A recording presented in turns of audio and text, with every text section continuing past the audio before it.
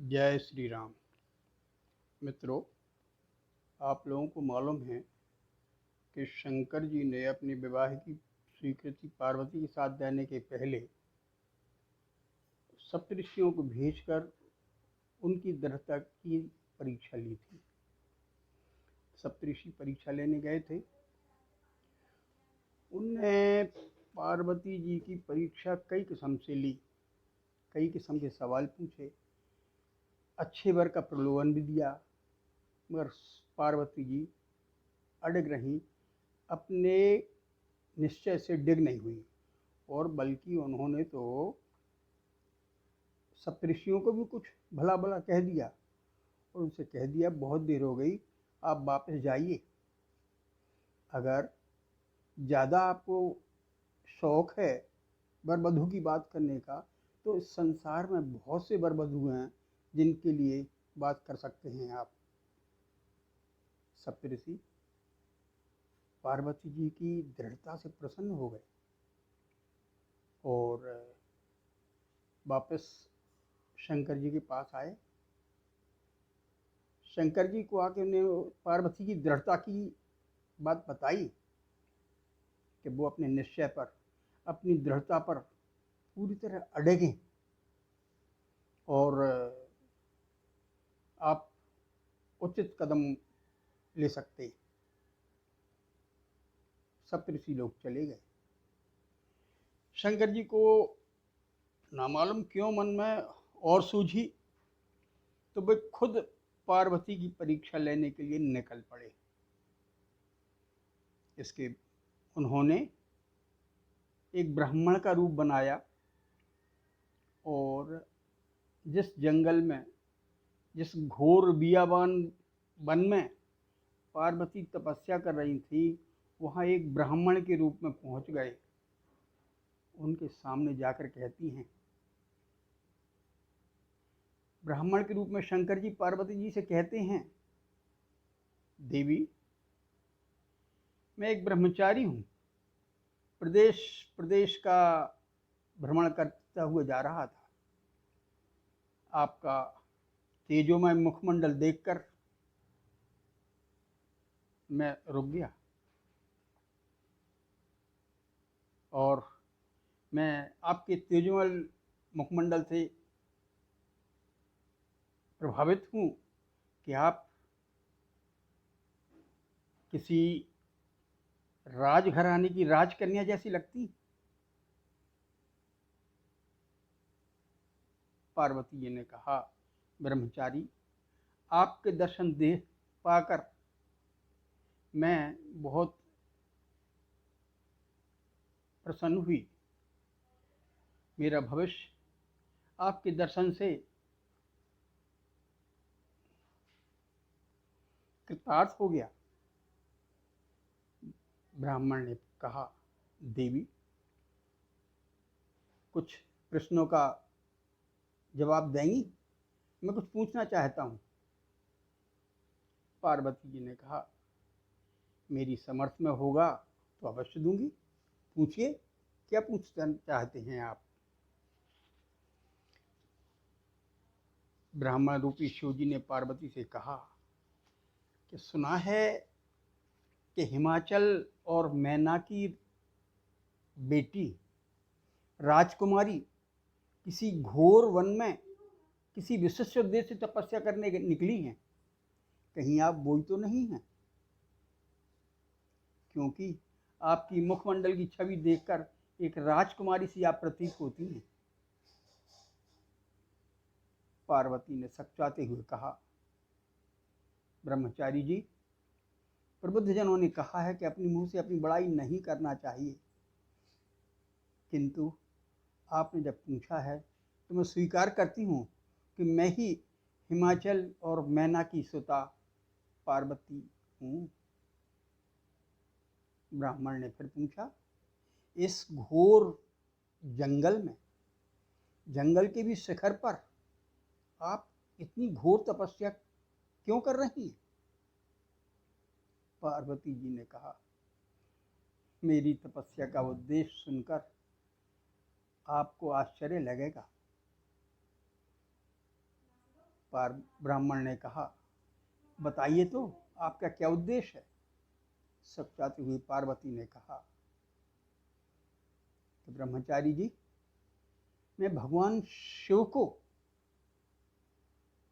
अपने पति के रूप में पाना चाहती हूँ, इसलिए इस घोर में तपस्या कर रही हूँ। ब्राह्मण को आश्चर्य हुआ और ब्राह्मण ने कहा कि इस भभूतधारी, श्मशानवासी, भूतों के देवता भूतनाथ को अपने पति के रूप में पाना चाहती हो। देवी, इस भूत के लिए क्यों अपना तन सुखा रही हो। ऐसे भिक्षुक तो हिमालय महाराज के महल के सामने हाथ फैलाए भिक्षा के उद्देश्य से खड़े रहते हैं। पार्वती ब्राह्मण के शब्द सुनकर नाराज हो गई और कहती हैं कि ब्रह्मचारी, देवों के देव महादेव को आप भिक्षुक कह रहे हैं।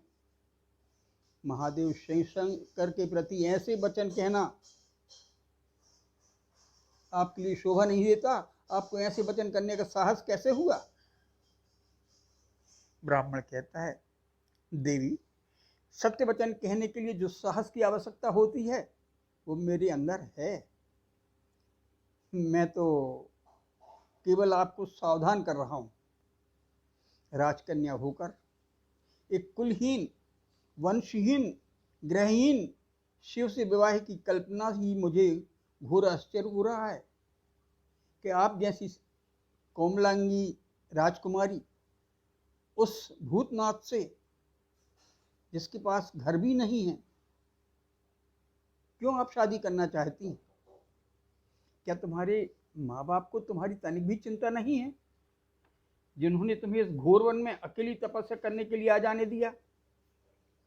पार्वती कहती हैं, ब्राह्मण, ब्रह्मचारी जी, मेरे माता पिता अच्छी तरह से जानते हैं कि मैं वही करूंगी जो अच्छा है। अच्छे की सेवा और जो मुझको अच्छा लगता है उसके अलावा मैं कुछ नहीं करूंगी, इसलिए मेरे रास्ते में वो नहीं आए। ब्राह्मण ने कहा, किसी ने सत्य ही कहा है। देवी, जब कुछ अशुभ होने वाला होता है, बुद्धि भ्रष्ट हो जाया करती है।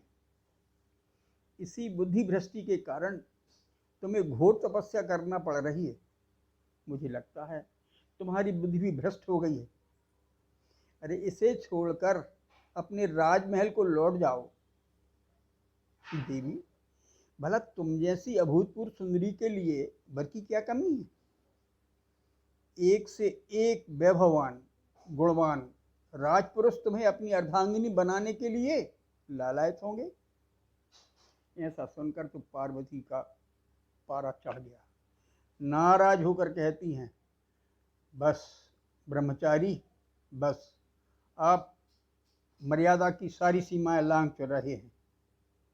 मेरे एकमात्र आधार स्वामी शिवशंकर हैं। किसी अन्य पुरुष की प्रशंसा सुनने के लिए मेरे पास समय नहीं है, बल्कि मेरे लिए पाप है। शंकर जी, ब्राह्मण के रूप में शंकर जी कहते हैं, देवी, जिस शिव का कंठ विष से नीला पड़ रहा है,